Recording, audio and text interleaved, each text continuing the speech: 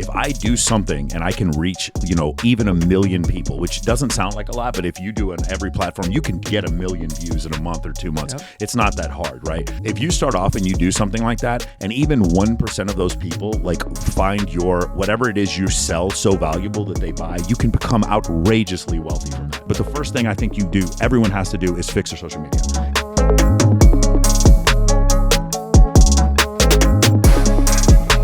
Ladies and gentlemen, welcome to a special edition of the Money Mondays. I have a very special guest today because he has one of the only podcasts that I actually listen to. This gentleman has gained, I don't know how many hundreds of zillions of views over the years, creating really, really good content. And then he finally decided to dive into the podcast world. He co-hosts podcasts with other people, has his own podcast, etc. We are co-hosted here by the real Tarzan, also getting around 200 million views a month across social media, mostly focused on animal content and to help save our planet. He just got back here from Venezuela. Thank God I didn't have him here for 2 weeks. So now we're diving in. We're going to do multiple podcasts today to knock out for you guys. So without further ado, we have our special guest, Mr. Michael Sartain. Hey, what's going on, man? I made it. My guidance counselor said I wasn't going to be, but here I am. I made it to Money Mondays. Can you guys hear his voice? He just sounds like a radio show host, a podcast. Yeah. So for every one of our charity events over the last, 5, 6, 7, 8 years, Michael has actually been gracious enough to host the red carpet for a couple different reasons. One, he knows hundreds and hundreds of models, so it's easy for him to interact with them when he's interviewing them because he actually knows them and he's not nervous and getting freaked out when models or influencers come up to him. He's not going to be fanboying the athletes and celebrities that are showing up to our charity events or to our birthday parties, etc. And he's just really good at it, and so we make a lot of great content from it. But he's turned all of that into an actual business. And so here on the Money Mondays, we talk about 3 core topics: how to make money, how to invest money, how to give it away to charity. He was literally just at a charity event last night that he was hosting with what was it, 1,500, 2,000 people? Probably close to 2,000 people for the Teddy Ball. That's so crazy. It's in San Diego. I think it's probably the biggest single charity event. That's a big number. 2,000 people for a charity event is fantastic. So I want to dive right into it. Let's talk about the making money side. Walk us through before you started business coaching and mentoring and those type of things and podcasting and getting all this traffic and views. Walk us through the life before that. Nightlife world, entertainment world, hosting, etc. Walk us through how can people out there make money in the entertainment space. So what's really interesting is that because you know me from the hosting, you actually understand how I started the business. And I talk about this all the time. It was like if Dan Fleyshman taught a social circle business, it would be what I teach in Men of Action, because I refer to you all the time. And the main thing I say is do things for other people and ask for nothing in return. But you think about that, and it just sounds like you're doing charity and you're being taken advantage of. But in reality, you end up creating businesses because one of the things you realize is with the scalability of social media, if I do something and I can reach, even 1 million people, which doesn't sound like a lot, but if you do on every platform, you can get 1 million views in a month or 2 months. Yep. It's not that hard, right? For you guys, you said you're doing 200 million views a month. If you start off and you do something like that, and even 1% of those people find your whatever it is you sell so valuable that they buy, you can become outrageously wealthy from that. I just don't think people grasp that concept. When you really think about all the people that watched Ty Lopez when he does the video of Here I Am in My Garage, the number of people who watch that video versus the number of people who actually bought 67 Steps is less than a fraction of 1%, right. But it made him over $100 million probably. Correct. And it's just craziness when you come to this concept. So Wes Watson is another person. He says, I'm the motherfucker who just doesn't quit, right? He keeps going on and on. He keeps providing value. One of the things that actually got me really motivated to do this business was when I interviewed Wes, and he was like, I would have guys who would come and watch my free stuff for 2 or 3 years and then finally buy my program. 2 or 3 years, man. That actually made me feel great. I started having clients that had been following me for 3-4 years, and then they finally bought, and I was like, and it's the most rewarding thing. And we end up hiring them. We usually end up hiring those guys to be sales leads. We end up hiring them to do different stuff because they understand the concepts of the company. Now, what you were asking before, I get out of the military in 2011. Before that, I had worked in sports radio briefly. I was a DJ at a strip club for 4 years. So that actually sports radio. So I knew it. Yeah, for sure. There was a DJ at a strip club for 4 years, which actually got it to where if you're a DJ at a strip club, you have to talk on the microphone for 8 hours a day. To yourself. You get pretty. You get refined on the microphone. Yeah. You don't have any issues on the microphone after doing that. And then in the military, I was actually the presenter for a lot of the award ceremonies. So I would do that. And then I was also an MC at a night. Hopefully my commander isn't watching this, but I was an MC at a nightclub also while I was doing that, part-time while I was an officer. I retired as a captain. So I get out. And I remember in '07, I went to Las Vegas for a week, and I remember going there. I was like, dude, I don't take any leave ever. I might as well just take a week of leave. I went there for the NBA All-Star game because I'm friends with Kenny Smith, who's one of the guys on Inside the NBA. And I go there, and I go to a bunch of parties.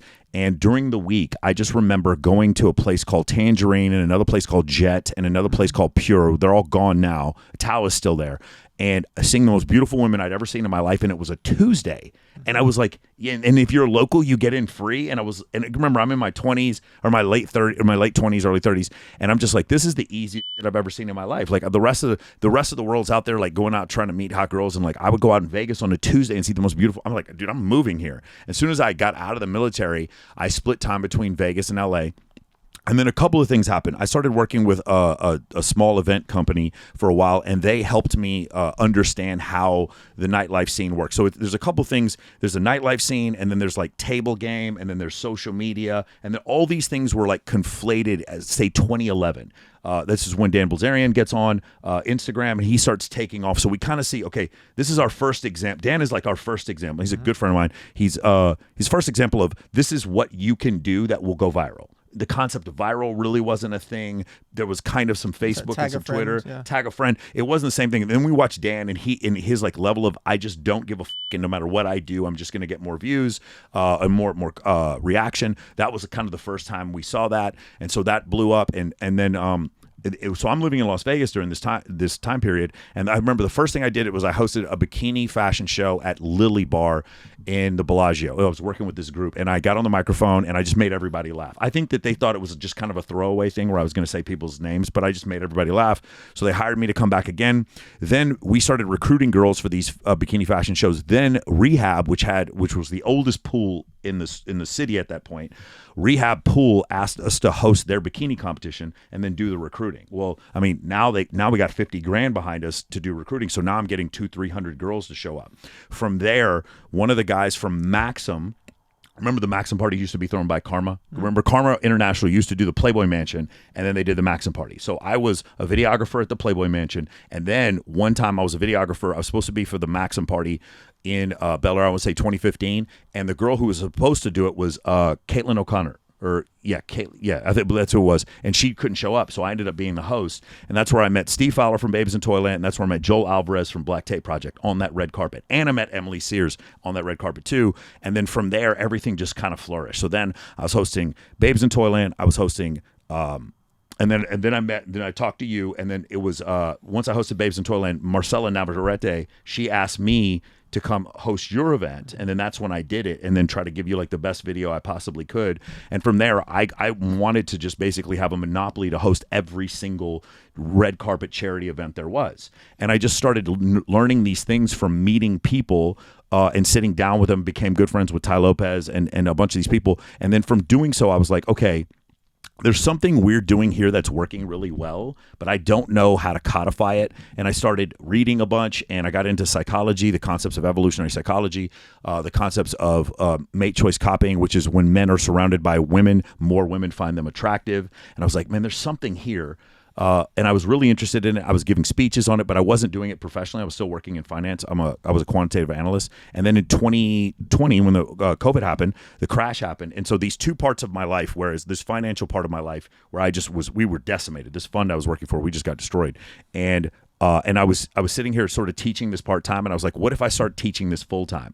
And so the concept of starting Men of Action came in, I want to say December of 2019, and then we turned it into a real business, say October of 2020, and then we started doing, I think the first month we did $40,000. This last month we did $520,000 a month. That's about what we're doing right now. But it's all come from the concepts of the things that I've learned over the last 10 years or the last 20 years from being in the U.S. military and then working in nightlife and all this high-status networking, whereas like, for instance, whenever I come to your events, I always want to have 40 or 50 girls with me.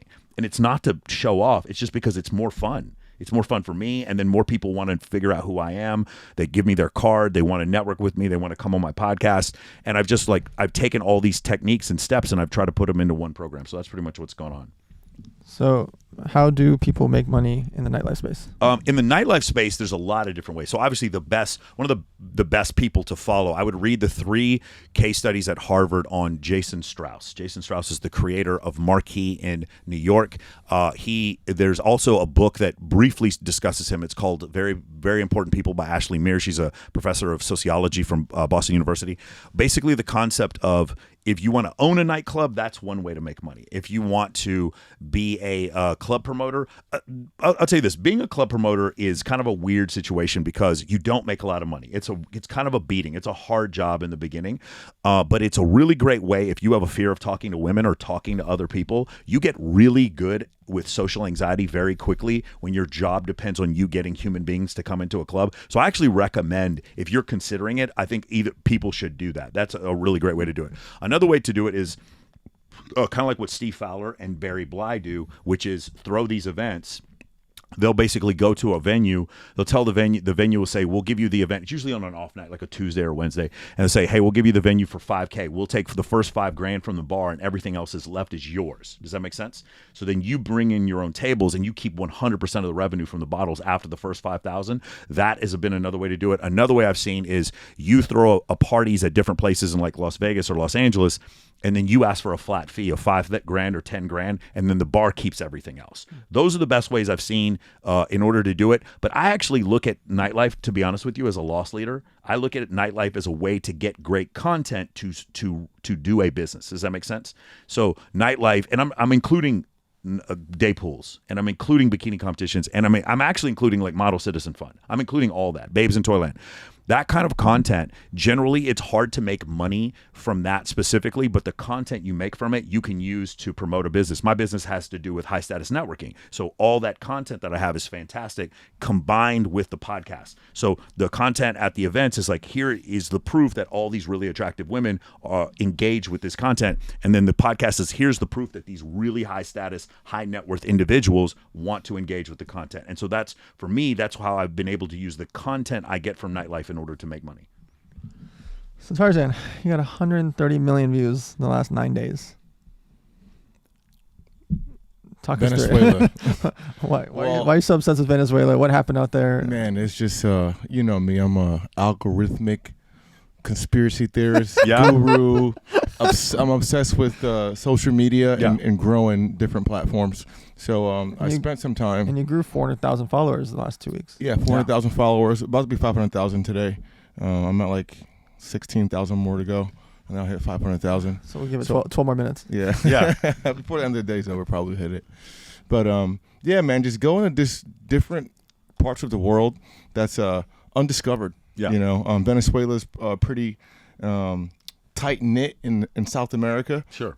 Everybody goes to Brazil or like Peru to see Machu Picchu, or you know they go to Colombia or they go wherever, and not many people have been to Venezuela. Yeah. So I had a couple of buddies go down there before me.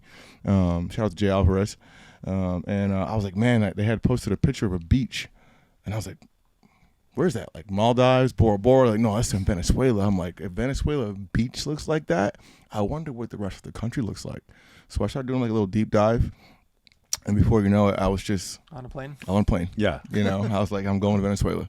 So I get down there, and 14 days later, from catching anacondas to crocodiles, and came in, you know, looking for little bugs and going fishing for peacock bass and hanging out with the tribes, multiple different tribes. I came into a really, I mean, less than a couple hundred people ever contacted one of these Yanomami tribes, and we went down there and bought machetes and a bunch of fishing line. And the part where we went to is like it has a triple border, so it's real dangerous. Yeah. Because you have illegal miners down there that like mine gold and different minerals. Yeah. But needless to say, you're giving out content that nobody has, nobody's seen. You know. Yeah. So. Do you have to study up when you're dealing with the wildlife in Venezuela that maybe you've never... Yeah. I mean, from as far as the Amazon and like South America, that was the first part of the world I studied as a kid. Yeah. So I'm pretty like well versed on the different animals there, but there's all types of species. There's all different locales and different animals. So. You know, I kind of like to learn while I'm down there from the locals. I was getting taught a lot in Spanish, so this was the first trip also that I had a translator, but like I kicked my translator to the side because the guys were speaking in Spanish. about animals, but they were so knowledgeable about animals. So the things they were saying, I can comprehend like 60% Spanish. But when you're speaking 100% animals in Spanish, I understand 98% of what you're saying. You know, because I can get the scientific terminologies and the locations of where we're at. So it's Latin. I mean, a lot of those words are in Latin. Exactly. So man, that, you know, and me being so involved and engulfed in that space, and we're filming and posting in real time. You know, whereas other creators are perfectionists and they want to wait till they get home and sharpen it and iron it. I'm like, bro, give it to them raw. You know, and everybody's seeing this raw experience of me going from place to place to place to place to place, you know, animal after animal after animal, you know, and they're just like, it's a sensory overload. So people are sharing it, commenting, you know, what's going on, blah, blah, blah, blah, blah, blah. And then that's when you hit the explore page of Venezuela. And we are close to the border of Brazil and Colombia and that's Bolivia, an untapped market, you're man. just hitting these Latin American explore pages. And if you guys are familiar with any Latin songs, they have billions of views on the internet. They have the Latin artists are just top of the charts in numbers. So just imagine the entertainment that they're missing. The numbers. You know, from someone that looks like me going down there in their wild places, you know, learning their language, eating their food, sharing their culture with the world, especially a place like Venezuela where not many people get to go and experience. And it is the #1 place on the planet. People ask me all the time because I travel a lot. I've been to almost 30 countries, probably over 30 countries now. And people ask me, what's the best place you've ever been? I always have a hard time, like, oh, it depends on what you're looking for. You want, the beach, or you want food, or you want this, or you want that. Venezuela has it all, and it's all top 10. You know, it's just 10 out of 10. You can't beat it. The food, the landscape, tourism, ecotourism, cultures, land animals, water animals, whatever you want, it's there. That's incredible. One of the funny things is, so I one of the things we talk about in my show all the time is evolutionary psychology. So it's basically how did natural selection create Homo sapiens over 200,000 years to be the way we are. And one of the tribes that they always look at in order to find people that are not they don't see television, radio, or film that don't have any Western influences. The Yanomamo tribe in Venezuela. They talk about that, and certain Inuit Indians, and then also people in the Aboriginal people in Australia. And they talk about these people because they want to show, like for instance, in all cultures, men are more interested in casual sex than women. Well, Yanomamo includes in that, and you're like, well, no, that's patriarchy and a cultural construct. It's like, well, it can't be because these people don't have the internet and don't watch television. So it's kind of, they use that as one of the proofs. Is like, for instance, in the Yanomamo tribes, the more successful a man is, the higher he is, the difference in age between him and his wife increases. That's crazy. But the thing is, we see that here where billionaires are dating 20-year-olds. So what does that mean? Is that cultural or genetic? It shows that it's genetic. And so that it's really interesting you bring that up. The other thing is, like, I haven't seen your content, but I'm sure, I have no doubt, I've seen this stuff before you did with the snakes. It's incredible. But showing competency and relevancy, I think, is probably the best thing people can do. Most people are not going to get 130 million views a month on social media. But whenever I have someone who's starting from the beginning, I'm like, if you can show you're relevant and you're competent, you have access to scarce resources and some kind of status, you're gonna do really well, especially if you're trying to run a business. For sure. Thank you, man. Explain, what is Men of Action? Men of Action is a course that I created. There's 11 pillars in it. It has to do with social networking. It has to do with event planning, evolutionary psychology, critical thinking, leadership, entrepreneurship. Those are the pillars. We have basically, it's an evidence-based way to explain high-status networking. So I believe, this is just my opinion, is that the highest level for men is to accomplish goals with other men. This is the reason why we watch the World Cup and the reason why we watch the Super Bowl. We watch people finish. This is the reason why we love the movie Zero Dark 30, or war movies. We watch groups of men accomplishing goals together. I believe that's an evolutionary adaptation, that basically the reason why we're here and Homo habilis and Homo australis and Homo neanderthalis don't exist anymore is because we as Homo sapiens figured that out before anyone else. And we were able to create, do incredible things from, a military campaign to building a skyscraper. All these things require groups of men to work together. So I created a course that's based in evolution and based in science that basically teaches men how to network with other high status men, and at the same time, certain attraction triggers that cause women to become attracted or have caused women to become attracted to men for the last 200,000 years. So these are ubiquitous. And if you ever see my course, and you ever see like one of the group calls, on Zoom, you can show 49 people at one time. You will see Asian, Black, white, Hispanic, and it's such an even distribution. The reason why is because the things that we talk about in my course are ubiquitous amongst all Homo sapien males. There's just an access to sexual selection, access to higher resources, access to higher status. Those things are ubiquitous amongst all men and have been since the Greeks, the Egyptians, whoever. And so we just take those concepts and we teach them. One of my favorite ones is the critical thinking concepts. We talk about like thinking about thinking.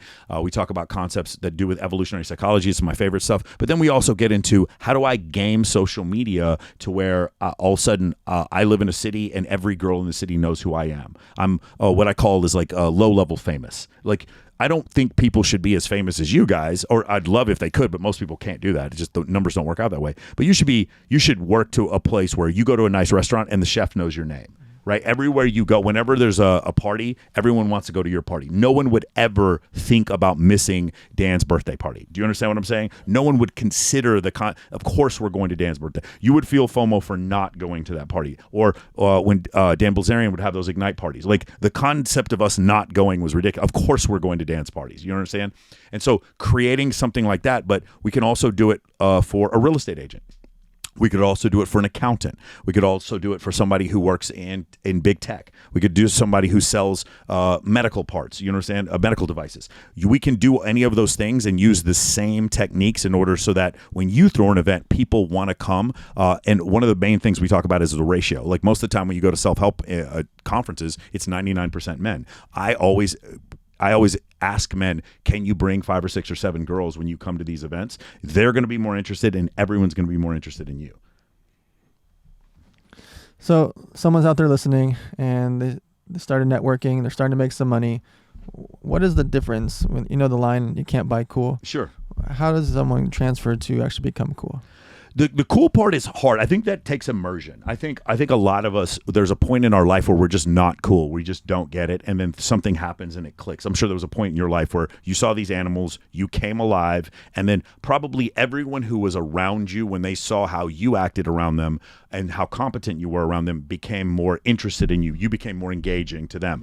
I think that happens for a lot of people. Like what happens is over time you find your core competency, you become really good at it. So cool to me, I think is when you find that core competency and you become very comfortable. And I think that takes immersion. I think that takes 10,000 hours. What I teach for my guys, though, is the most scalable thing, the thing we've talked about on this show so far, the most scalable thing that any of us can do to show value, status, and competency with the least amount of effort. What Dan Bilzerian talks about in his book, which is the lowest perceived effort or low perceived effort, is social media. So even if your social media is a 6, but you're a 10 in real life, your social media is still going to trump you in real life because your social media has 100,000x more ability to scale. You see what I'm saying? Yep. So fixing your social media to where you look competent and relevant is the most important thing. I think it's even more important than becoming cool, because what happens is now when you do that, you get invited and included in things that are cool. You get around cool people and it sort of rubs off on you after a while by default. I just really think that if somebody was just constantly going to high status parties every week, at one time there were drag next at the Academy Awards. If you were around people like that and you just saw it wasn't that big of a deal to them, it would start to rub off on you. Immersion would cause you to become more used to being around high status individuals. Just like you said before, whenever I hang out with Lindsay Pala sometimes, whenever I hang out with her, I'm sure she doesn't even notice it at this point. You should see the look on women and men's face whenever she walks into a room, because she's so beautiful, right? She walks in and she's like my homie from Louisiana. That's the way I see her, like a little sister. But everyone else, when they see her, like you should see dudes just their jaws drop and women start staring. And through immersion, you just get to the point where it doesn't affect you that much. And now those people who are more high status, they would rather hang out with you because you're not staring at them or asking them the same questions over and over again that they're tired of talking about. If I ever met Elon Musk, I would ask him questions about material physics, because what I studied in college. I would not ask him questions about who you're dating or stuff on, good job, getting Andrew Tate back on, Twitter or whatever. Like I wouldn't talk about the stuff that everyone else wants to talk about, the hyper conservative stuff. I would talk about science.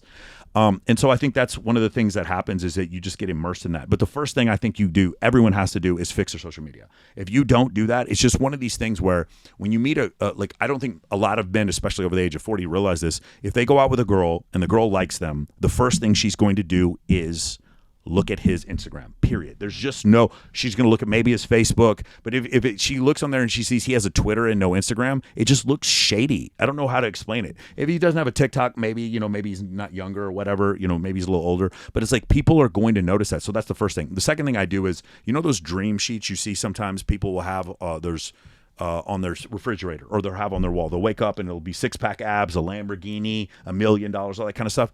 Make that dream list, but make a dream list of people that you want to network with. So for me, I still want to get Alex Hormozi on my show. I still want to get Neil deGrasse Tyson on my show. There's a bunch of people I still want to have on my show. I want to get Tom Bilyeu on my show, guys like that. So they're on my dream list of people that I want to get on my show, or I want to network with, or I want to come to my events. So I usually have about 200 male influencers and about 2,000 female influencers. I usually just use a Google spreadsheet, and I'm going to write all their names down, and I'm going to use their social media handles. I'm not going to use their names. I use their social media handles because one of the things is that's how people are identified by now. You understand what I'm saying? There's Dan Bilzerian, and then there's his account.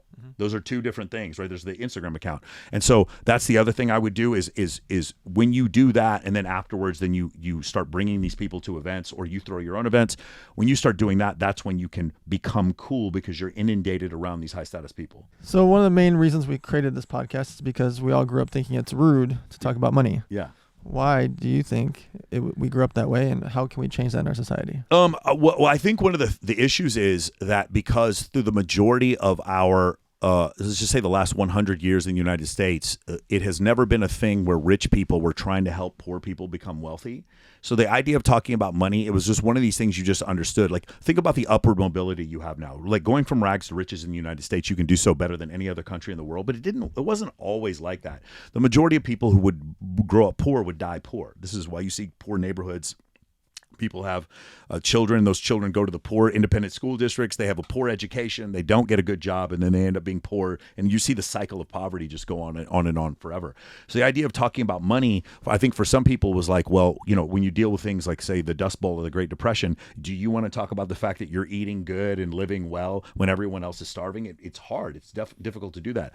I think with the advent of social media, one of the things we start to see is we can now teach these things, these concepts on making money, scalability, or I just talked to Dan Martell the other day. The idea of buying back your time. These very simple concepts that are able to make you millions and millions of dollars. You share them with other people, and sometimes you need to show the $178,000 watch or the Lamborghini or whatever in order to get people's attention, so they want to buy your program. I just think it's one of these things where probably before, like, say, in the 1970s, if you did something like that, you just look like a scam artist, or you look like you were bragging. And I think now there's still some of that, but I think what's happened now is that there's so many millionaires created from what Tai Lopez did. No matter what you think of Tai, the truth is he's made lots of millionaires, right? There's so many people that have become wealthy because of what these people, even what Grant Cardone has taught them and these different people have taught them. Even if you didn't buy into Cardone Capital, the idea was like, okay, I'm watching Grant Cardone.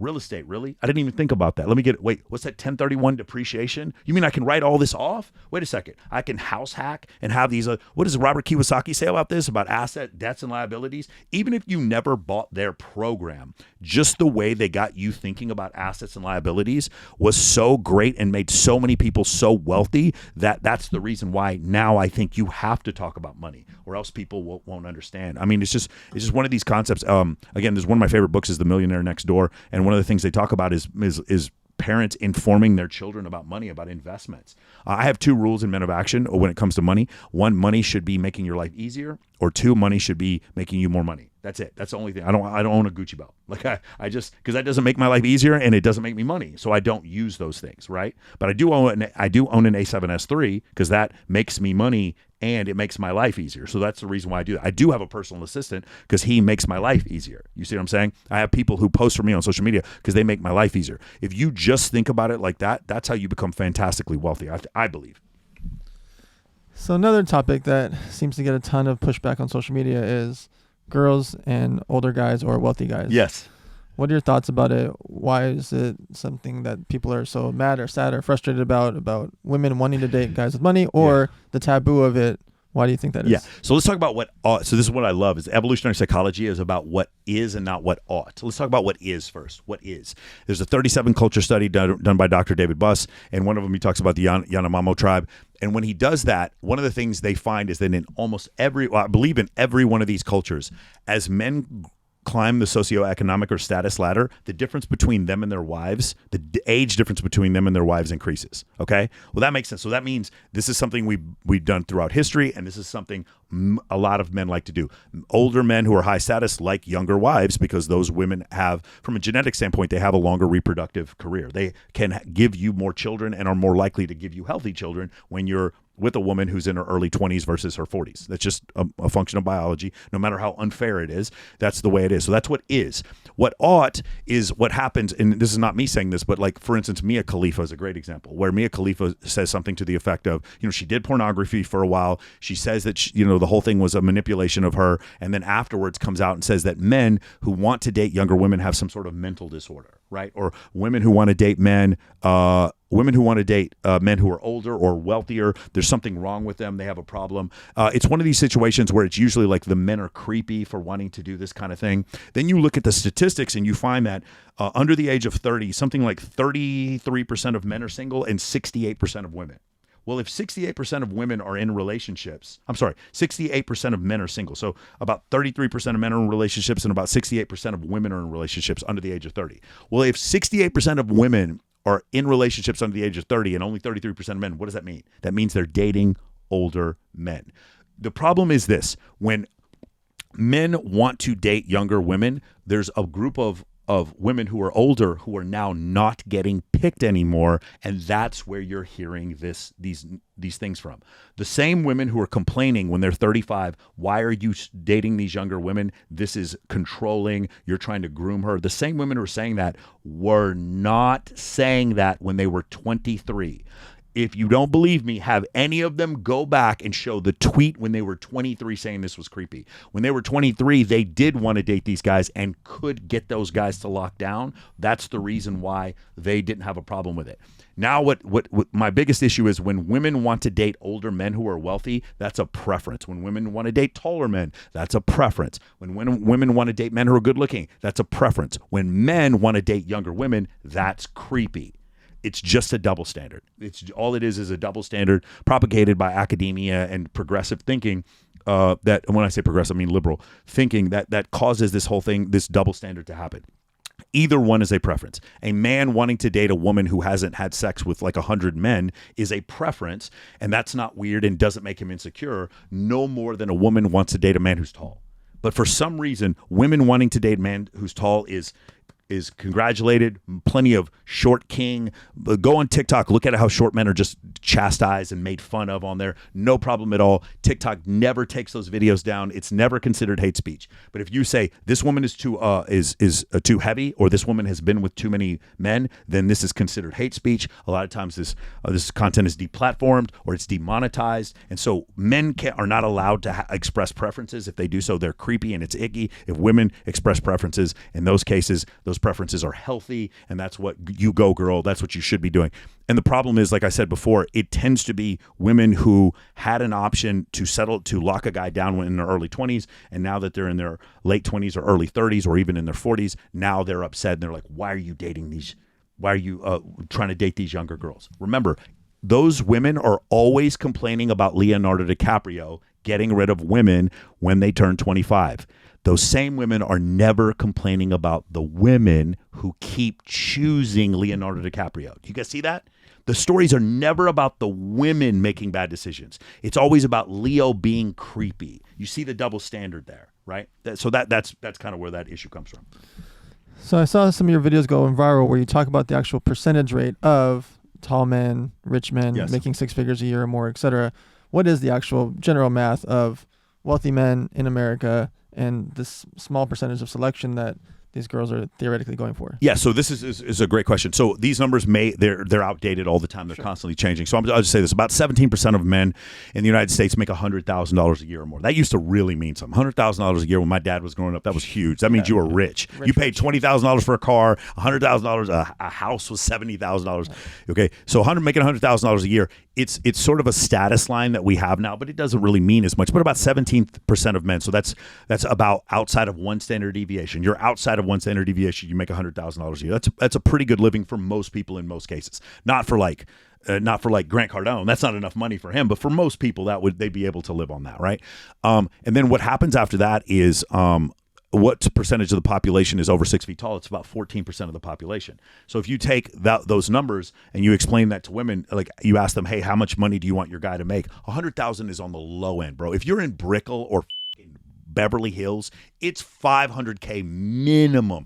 $2 million. Dude, $2 million regular income, you're kind of stupid at that point. Like, you should be having investments at that point. Getting $2 million regular income, I mean, unless you're playing in the NFL, like most people, they have investments that are making them money, or they're putting their money back into their business, so they're writing the stuff off. If you're making that much in income, not to say, I'm obviously not stupid, I'd love to make $2 million a month or whatever, but my point is, like, what happens at that point is these women are like, I need a man who makes $1 million a year. At $500,000 a year, you're in the top 1%. The top 1%. I believe it's 540. It may be 600,000 now. Somebody may correct me on this. 600,000, you're in the top 1%. When you say that to women who work in bottle service, the top 1% make $600,000 a year. They cannot grasp that.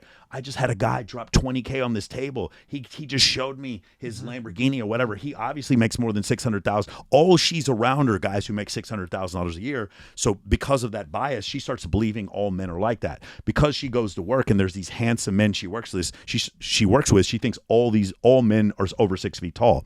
I had a girl come on my show say that she thinks the average man in the U.S. is 6'2", which is it's crazy. It's 5'7", right? Yeah, it's 5'9". It's 5'9". Yeah. And then different countries, right? Yeah, and then the other one was what was the average man in the United States make? And I believe if you count the elderly and you count like teenagers, it's $39,000 a year, which is outrageously low. Women are like, "Are you kidding me?" And I'm like, the average man in the United States now, if you don't count them, I believe it's like $49,000, $51,000 a year, somewhere in that area. But the point is, when you tell a woman who is attractive that the average man is 5'9" and makes $51,000 a year, she's just like dumbfounded. Like, how can that possibly be? I'm like, yeah, that's the average man. And she's like, no, I encounter men who are taller and good looking all the time. And I'm like, have you locked one down? And they're like, well, no, but he was gonna marry me. And I'm like, but did he marry you? And they're like, no, but he was going, like, do you understand that man? So the way it goes, like, one of the ways you can look at, disparity with dating is through sexual partners.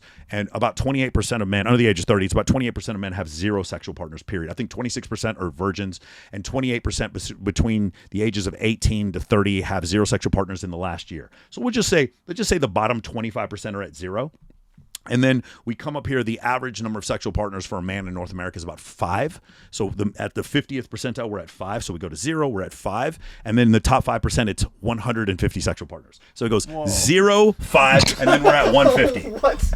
Do you see the point? Like, so, like, consider that. Damn. Consider that. Men, and by the way, how do they have time? Isn't that crazy? So when you consider that, I mean, by the way, like, all the VIP hosts, all those, every one of them is way over 150. Like, every male stripper, all these male influencers that come to your party, every one of them's over like 300-400, dude. Like, so the thing is, when you realize that, and then you see this disparity, what you come to the realization is there's this small group of men who are just dominating, have no trouble at all. They couldn't all the girls in their DMs if they wanted to, or there's guys that are maybe a couple levels below that are still attractive. Like when you'd go up and ask them, I'll be honest with you, now that I have a somewhat popular podcast and 100,000 followers or whatever, I have a girlfriend now. We don't, I'm seeing her, but if I were to go up and talk to almost any girl now, they're like very likely to go on a date with me. Like, it's just very clear the difference between me being an established 46-year-old man who makes a good living than before when I wasn't. It's just night and day. Like, I just don't have to work that hard to get women to go out with me or get attention from women at all. Now, I'm not at the point where like there's women in my DMs throwing me like nudes all the time, but there's a lot of guys that are like that too. And then there's this massive group of men that have nothing going for them at all. And so you see this massive level of disparity that's happening, and it's causing a problem And there's this huge group of people on the internet right now that are exposing the disparity, and they're being called misogynists. And then there's this other group of people that are trying to say there is no crisis in dating, and these people are just like, they're deluding themselves, and they're causing even a bigger problem. And the reason why is because, I mean, the only solution I see is like, as men, like one of the biggest problems we have is obesity. That's massive. It's like 42% of men are obese in the United States. It's a huge problem. And then the other problem that we have is like, we can't make everyone rich, but we can teach men to like have boundaries. And some of those times, those boundaries as men are eroded when we look at OnlyFans and pornography. Those things cause men to not actually have boundaries when it comes to women. They fumble. They don't know how to speak to women. When they do, they simp on these women, and when they do so, they're less attractive, and to the woman, they're less attracted to the woman, and then their lives are also worse. When men have boundaries and men act masculine, it's not just better for the man, it's also better for his girlfriend. She enjoys him more as well. And so we've lost a lot of that because of social media. And because of that, you just see this massive disparity in dating that's happened recently. So the last topic for the Money Mondays, we like to talk about charity. Obviously, you've been hosting a ton of charity events over the years. Why do you think it's important for people to attend charity events, do charity, or incorporate charity into their businesses? Well, here's the first thing. Let's go back to what we were just talking about before. I like going to Model Citizen Fund and Babes in Toyland. I like going to those events because I like to have friends that aren't psychopaths. And I have a theory that if you are a person who's like I'm talking about literal antisocial personality disorder, those type of people aren't going to keep going to charity events. They're going to go once, they're going to go twice, and then afterwards they're going to be like, I'm not getting anything out of this. Like, there's no what's in it for me. So, sociopaths, narcissists, people with borderline personality disorder, histrionics, or Machiavellian people, those people want something for nothing. They want to be verified, or they want to be validated.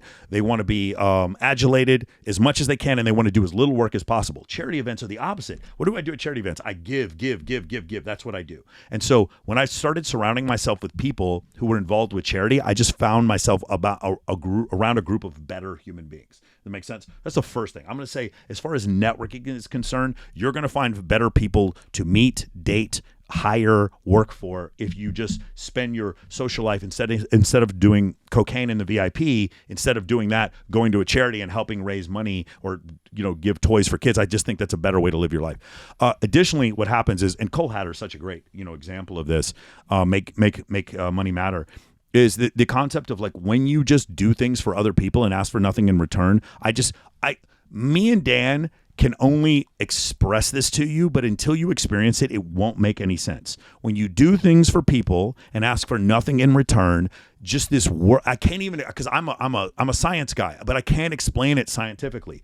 You just do this, and then everything just fucking works out. I don't know how to explain it. You always make rent. Your company 4X's every year or 10X's every year. People want to network with you. Just imagine this concept. Here's the other reason why is when you work with charities, you feel gratitude because you are helping people who are less fortunate, and you see what they're going through.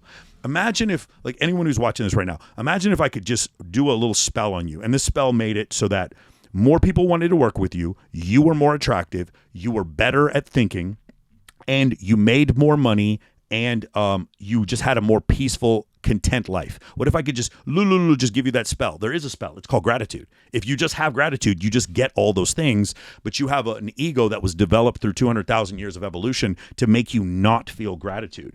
The charity thing brings you back to gratitude. When you see, I remember I used to work at a soup kitchen. I'll never forget, this one guy comes up and he's just like, he smells so bad and his eyeball is missing. I can see all the way to the back of his eyeball, and it just stuck with me. And I was my first day there, and I started volunteering every week because of this and started getting involved in all these charities. If you've ever seen an animal suffer, by the way, Animal Rescue is a cheat code. Everyone will come to Animal Rescue. I don't care if you're Republican, Democrat, man or woman. Animal Rescue is a cheat code. If you guys want a charity to start that's super easy, that's the one. But you do animal rescue stuff and you just see an animal suffering and you just consider it suffering, and like how much, I don't know if you guys seen on TikTok, these TikTok accounts where they rescue animals off the street and then they bring them back to health, and they get like 10 million likes a video. They're crazy how popular this stuff is.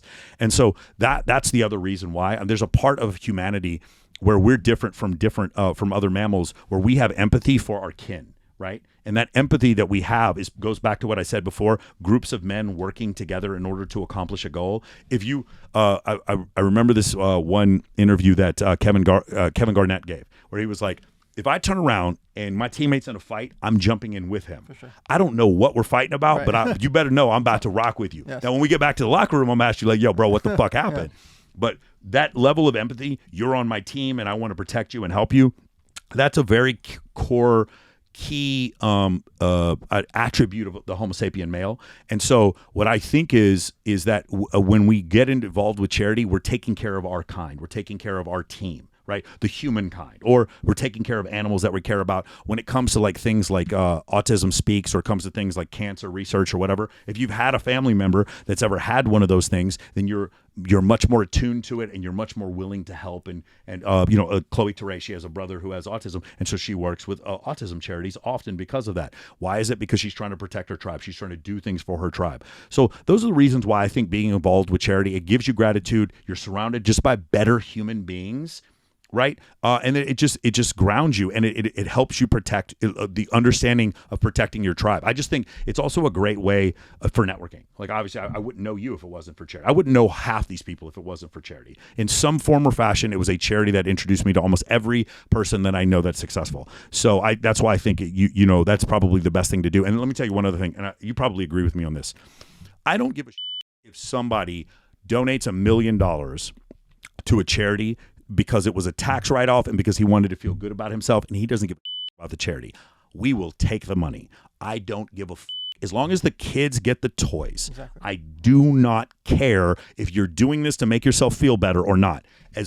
I think people need to not worry so much about the whole concept of you're only doing this because you want people to see that you're giving. I don't give a The money still helps the children with cystic fibrosis. The money is still for cancer research. As long as the kids with the cancer get the research money, and as long as the kids get the toys, and as long as the animals get rescued, I don't care where the money comes from or what your intent is. And neither should you if you're involved in this.